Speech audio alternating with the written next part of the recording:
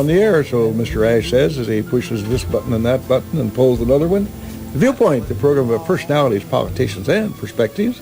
And today, we're going to have all three, a personality, a politician, and he's going to give us some perspective, hopefully, on the operation of the State Treasurer's office.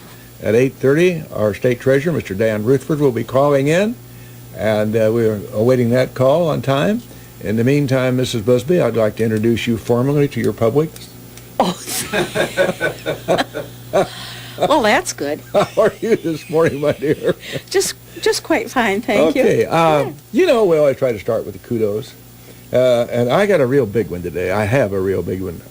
Boy, my English teacher wouldn't like that a bit. No. Oh, God rest her soul. Not so much. Anyway, I have a big one. Have you driven down South Kickapoo Street past the theater recently? No. Have you taken a look at that, Mr. Ash? I haven't. As you drive by, and fellow Lincolnians, drive by Lincoln Theater and take a look at what David Lannerman has done there. He has done a great job in putting out a little decor next to the theater, and then on down further on south to the property that he owns south of that. And it's not a big thing, and yet it is a big thing. It looks very attractive. So, folks, as you go to the theater, be sure and tell the folks in the theater that you come in contact, with whom you come in contact, tell Dave thank you. He did a nice job. Good for him. He's trying very hard to dress it up. He's intensely interested in downtown Lincoln. Yeah, and the interesting spin-off on that is he's an Elkhart boy. Well, but now he lives here, He's right by right by the rest of us. Yeah, that's right. Yeah. And of course he has a store uptown, a nice store uptown. So yeah, he's vitally interested in Lincoln. And they used to have a bakery, remember? Oh yeah, it was good stuff. Over on Chicago Street. Holy Friday, that was good. You're a little rich on the blood. Oh yeah, well yeah, it wasn't sponsored by Weight Watchers, I can tell you that. Did you have any unusual goodies that you wanted to offer us this morning as we work our way towards the 8:30 period of time here? Well, oh yes, you have some. Well, there are things coming up here. Yeah, October 6th. The first thing is Cince's birthday. I just thought I'd throw that in case you wanted to buy expensive presents or something. And Route 6... It would be your daughter, I presume. Yeah, that would be. All right. How many people do you know named Cince? Think about it. Not many. The Route 66 Heritage Foundation is going to be having a circus, and it will be out in front of the Best Western there, in the big lawn in front of there. And where the Conestoga wagon is? Yeah. And so that'll be something that you want to see. They're going to have it 2 times that day, 2 o'clock and 5:30. And you can come out at 7:30 to see the big top go up. And the Humane Society is having wolf stock on the very same day, and it'll be from 10 to 2. And it's a Furry Friends and Fitness Fair fundraiser for the Logan County Humane Society, and it will be held out at the Kickapoo Creek Park. So stay tuned, Wolfstock. Stay tuned for more information on that, please and thank you. Oh, I don't know whether I have to apologize to Jenny Bertoni over there in Vinegar Hill. She asked that we mention the Elkhart Historical Society meeting this Friday evening. We're going to have our good friends from the Lincoln College come up there, and Dr. Dennis Campbell talk to us about dinosaurs and that sort of thing. And so we're going down there together, as we all know, and there may conceivably be some seating down there. I can't really speak to that, but I spoke to mention that last week. And then in September, they're going to have that nice lawn party at the old Dr. S.W. MacArthur home, now the home of Bob and Lynn Neal in Elkhart, and they're going to have an open-air concert. So make yourself available with that, folks. That's going to be a nice evening. So plan to come down there. Both will be a nice evening. Yeah, really. Tom Jefferson. You know, every once in a while we'll bring up something old Tom had to say. Yes, yes. Do you know that fellow started at the age of 9, he was studying Latin, Greek, and French? How about that? That's why he got where he got, and I got where I got. Well, exactly. You know, I'm all upset about this. One of my hot buttons is the illegal immigrants. Yes, And that the is one of the incredible- hot buttons. The incredible amounts of money we're spending, we as a nation are spending on illegals. Now, you know, this country was built on immigrants. That's why we all are here. Yeah, right. Those folks came in the right way. Now they're sneaking across the border in droves, and you and I are taking care of paying for that. And I think Tom Jefferson had some things to say about that. And one of them is, adjust my glasses on this, the reading of history convinces me that most bad government results from too much government.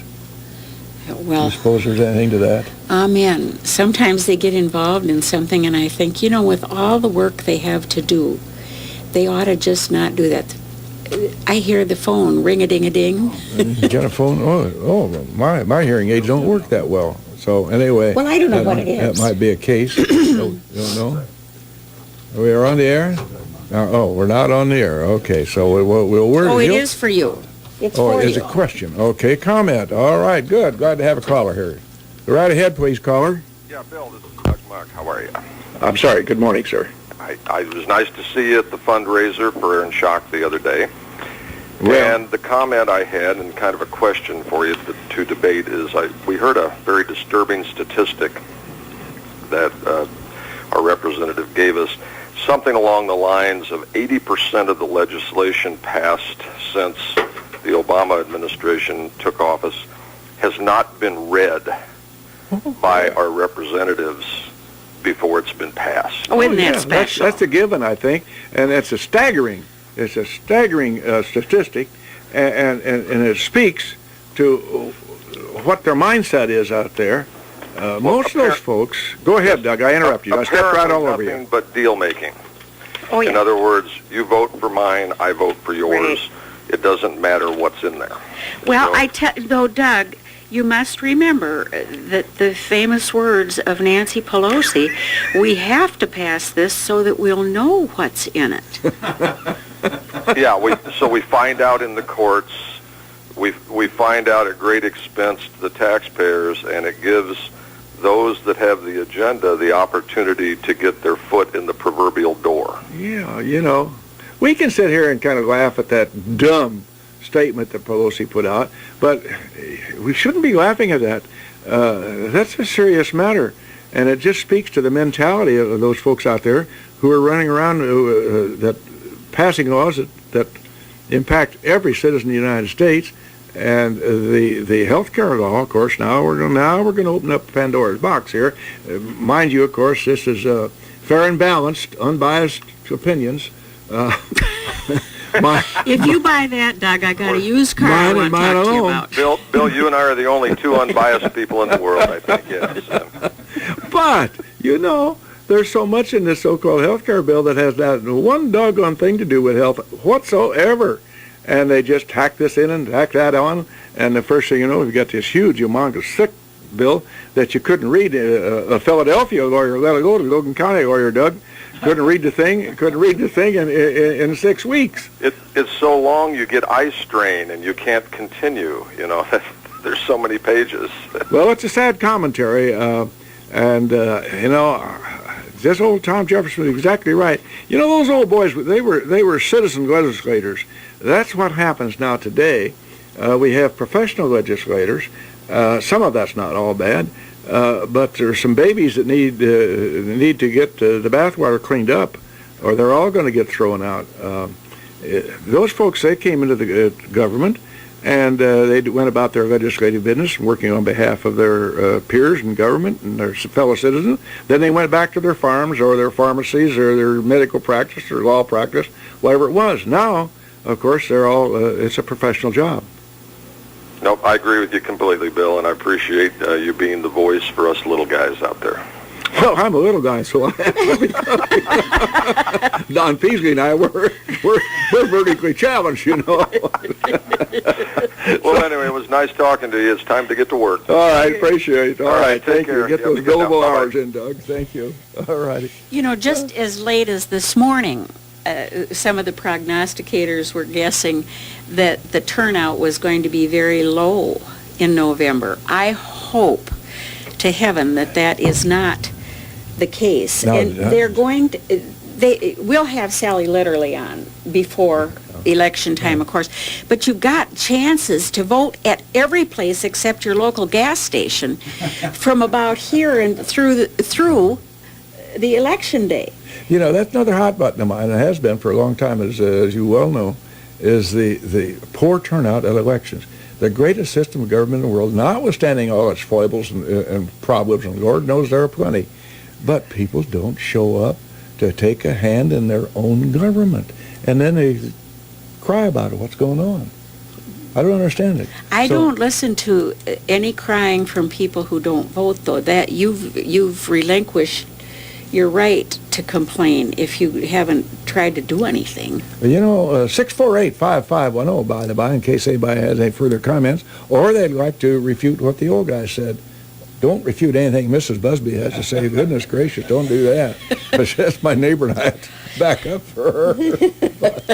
But you know, we've got some great people here in this community, as evidenced by all the great things that they do. We talk all the time about the community efforts and the volunteerism and so forth.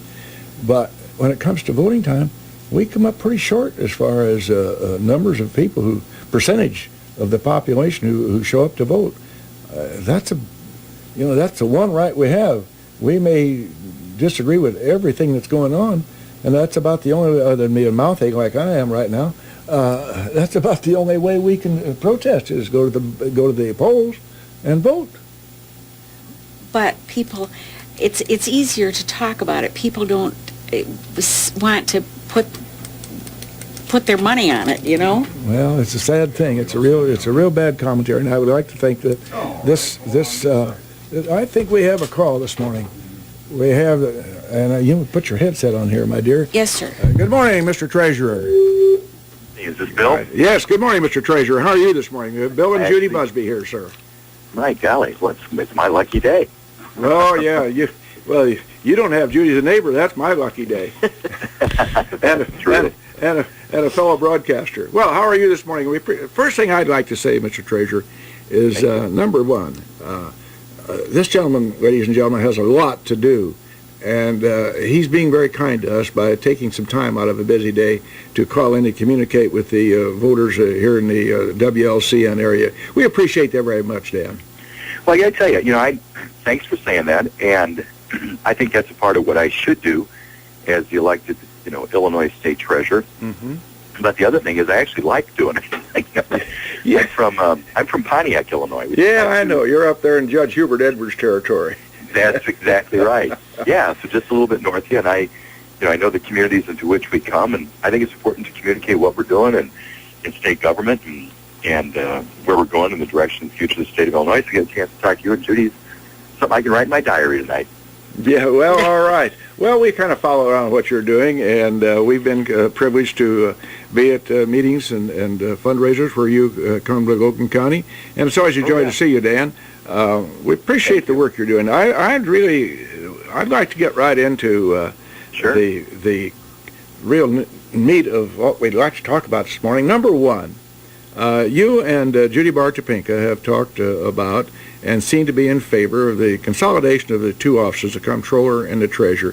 Could you speak to that for me, sir, for the listeners? Exactly, and let me just kind of help explain to our listeners about that.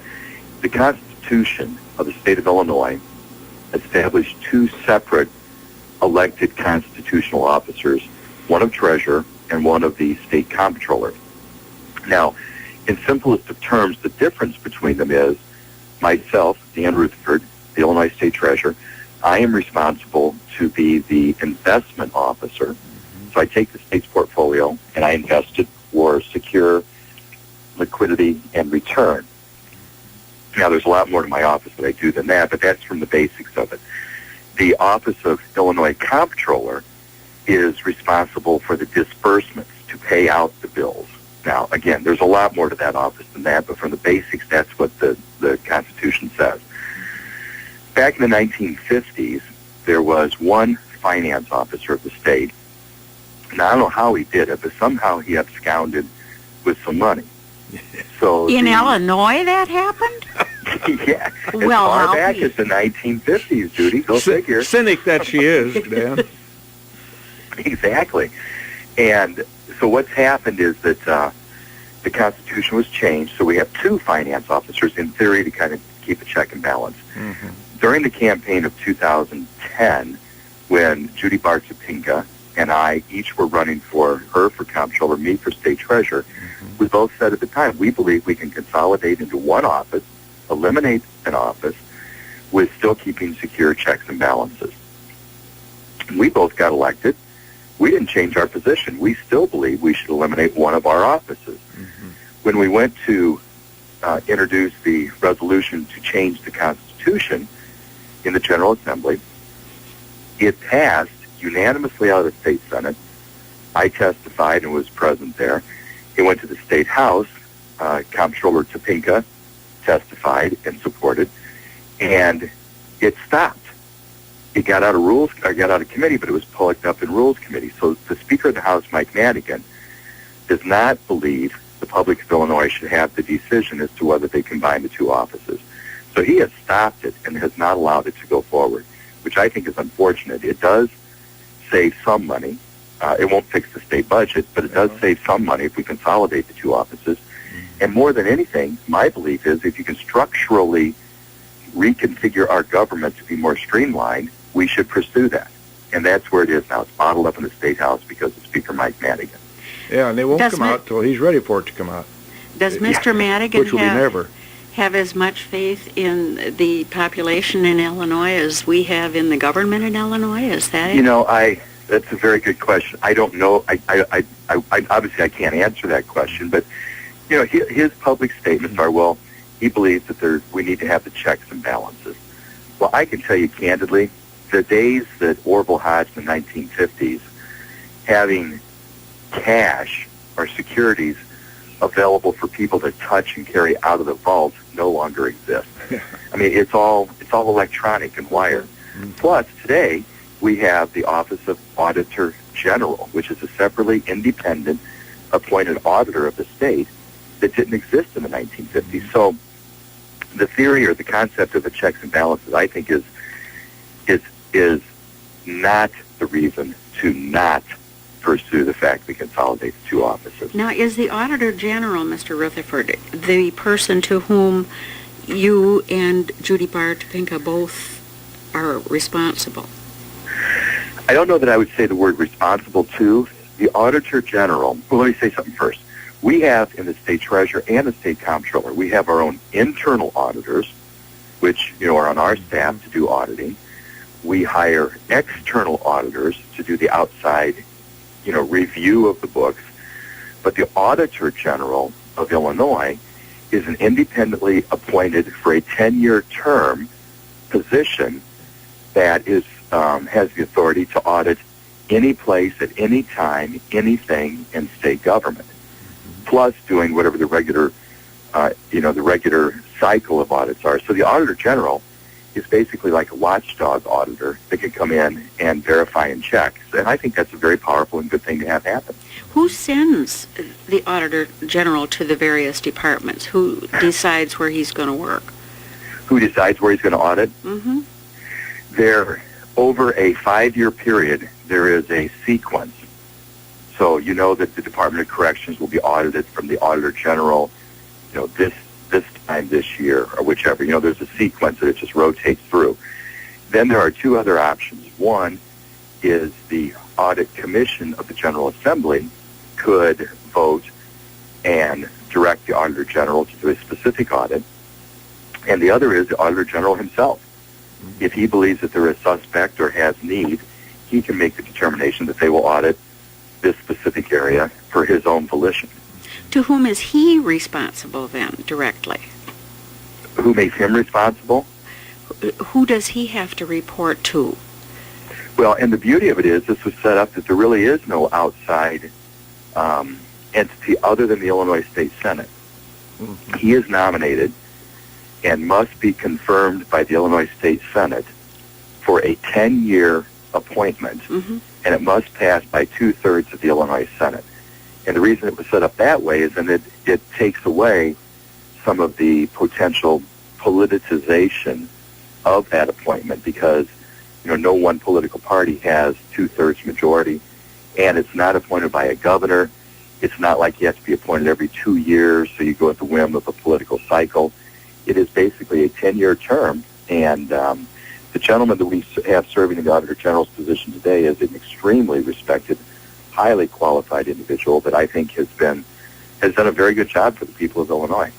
Is it just a single 10-year term then? He can't succeed himself? Oh, no, he can succeed himself if the Illinois Senate reappoints and reconfirms with a 2/3 vote. I would like to move to, by the way, you mentioned the Department of Corrections, and I noticed yesterday in the paper where you weighed in on a matter of availability to, I guess, perhaps more accountability, letting media go to the prisons. Sure. Could you comment on that, please, Dan? Well, as I was saying, let me remind our listeners once again, I'm Dan Rutherford, the Illinois State Treasurer, and I'm from Pontiac, Illinois, just a little north of you. And I have, in my home community, the male maximum security penitentiary at Pontiac, and I also represented for years the female maximum penitentiary in Dwight. Mm-hmm. And, every other year, for a number of years, I would have permission from the governor and multiple governors to invite new members of the Illinois General Assembly so they could get a chance to see what it's like, and the news media to visit Pontiac and Dwight penitentiaries. And the reason was the Department of Corrections is such a significant part of our state budget and spending, and it also is a significant part of our policy making, how we penalize and have different laws for people to follow and what kind of penalties they can have. So it was important, in my opinion, for them to actually see inside the prisons because, what does the cell look like? What is the cafeteria, or how do they get fed? Where's the hospital? And what about security measures and guards and towers and all of that? So we did this for multiple years. Well, now come to find out, Governor Quinn, just within the last week, has made a decree that there will be no more visits into our correctional centers by the news media. Now, let me quickly say, anytime one would visit a penitentiary, it is realized that it is a security situation, and if there was lockdown, then nobody would be allowed in. I mean, those are things that is understood. But for the governor, just to carte blanche say that we will no longer allow the news media through properly approved visits to come into and see our penitentiaries causes me some concern. I disagree with him adamantly on that. Here, I don't think he's trying to hide something. I don't think they're trying to keep something away from the public by not allowing the media to visit. But when you take away the sunlight like that, it immediately causes question and suspect. Is there something out there that they're trying to hide or keep away from the public? So I think it's a bad policy. It's a bad decision. Did he now, make... let me also... I'm sorry, go ahead, Judy. I just wanted to know, I'm curious as to why he made that decision. I can only... no, I don't even want to speculate. I don't want to. I won't do that because the tape recorder's running, and it'll be something that'll live in infamy if I said it. So. In the interest of propriety, I decided to zip it up myself, Mr. Treasurer. With your forbearance, I'd like to take just a few seconds out here for some much-needed commercials, and we'll get right back to you. Can you hold just a minute, sir? Absolutely. Thank you very much, sir. Appreciate it.